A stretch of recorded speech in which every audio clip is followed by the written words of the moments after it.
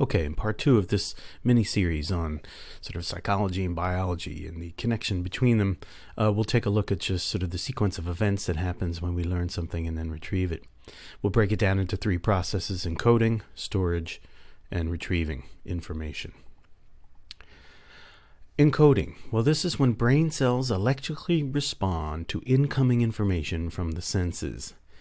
And in the last lesson, we mentioned the visual cortex a little bit, so we'll continue with that. The back of the brain here is visual cortex because it is hooked up to the eyes. So here we see the eyes in this diagram here. We have the light-sensitive sheet of cells called the retina. Those cells make electrical signals when they detect light. The signals race down the axons here, and then there's a synapse here, and then more axons carry all this electrical activity back to the visual cortex. So there are billions of neurons back here that are going to be responding to visual information.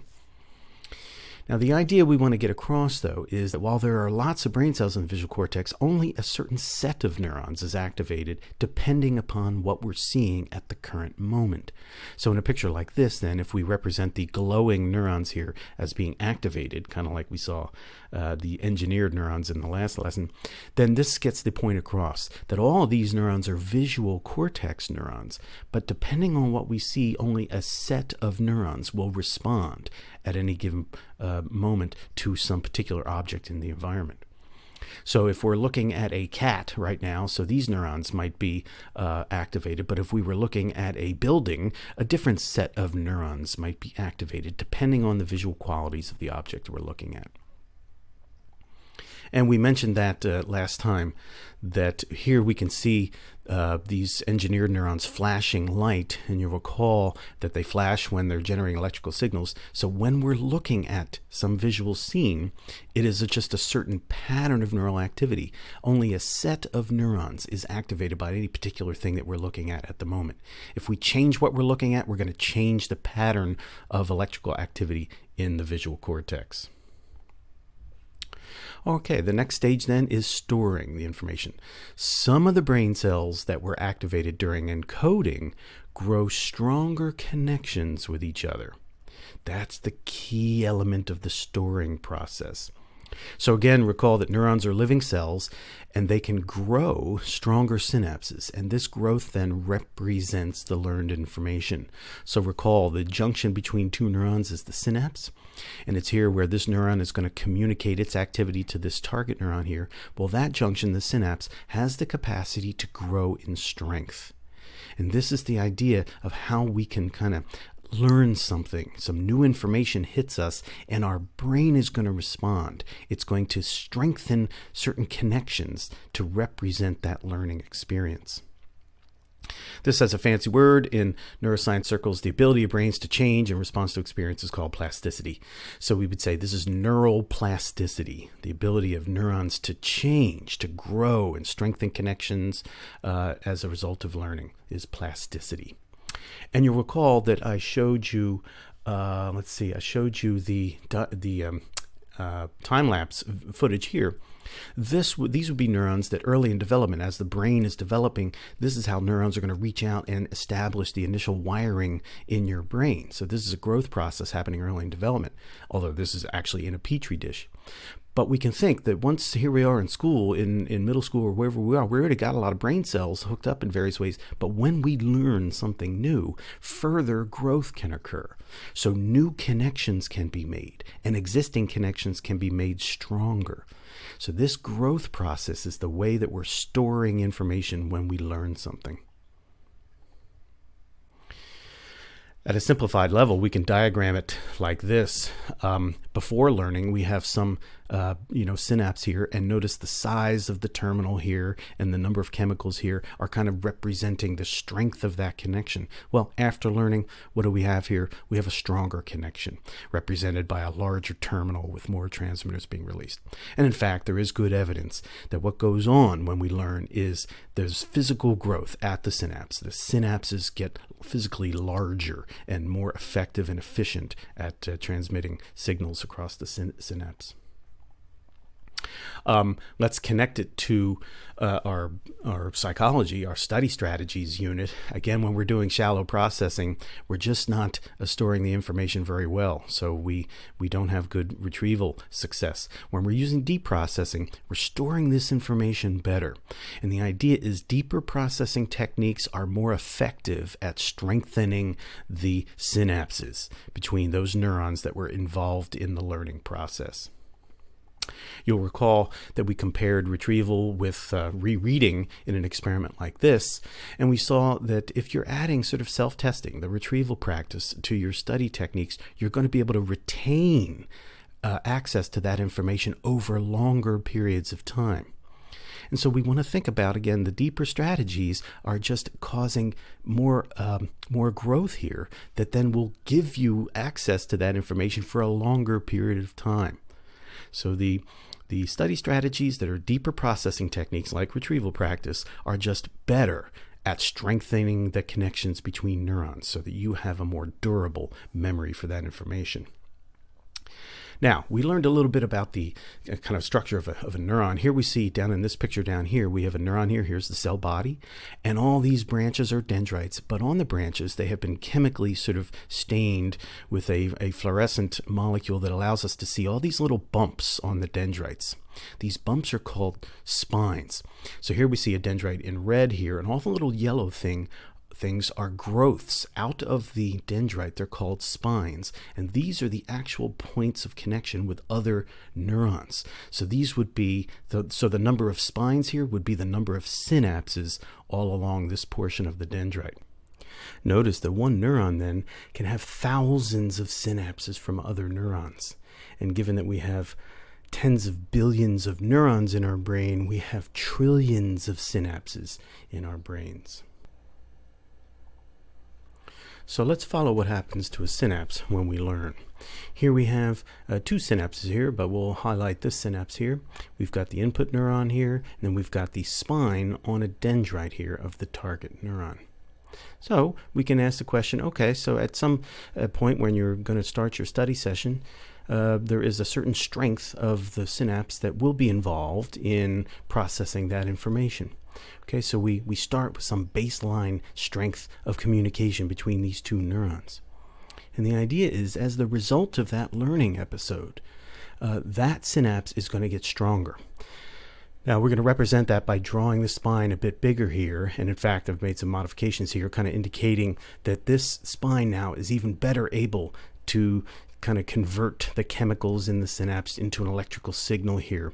And we're going to call this a growth process. So this synapse is going to grow stronger. I'm not showing the terminal here, but we want to think of the synapse as getting stronger as a result of the learning episode.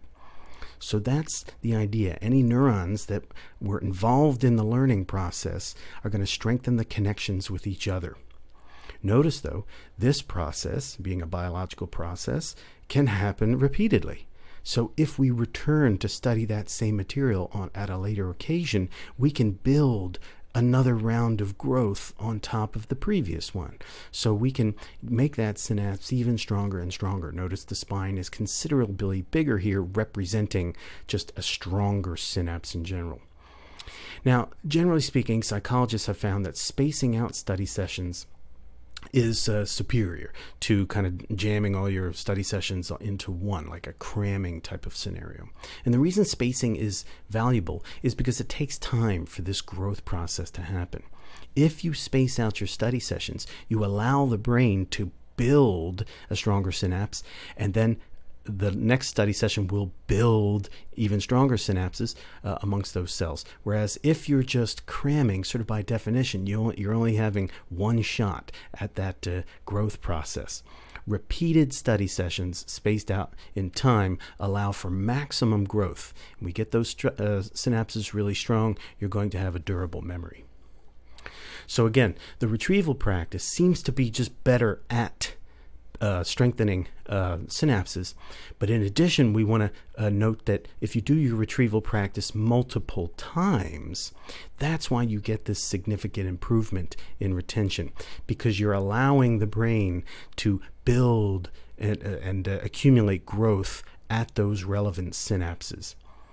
So that's what it is to be really well educated, that you have encountered information in a way that your brain was able to build really strong synapses amongst those neurons that were processing that information.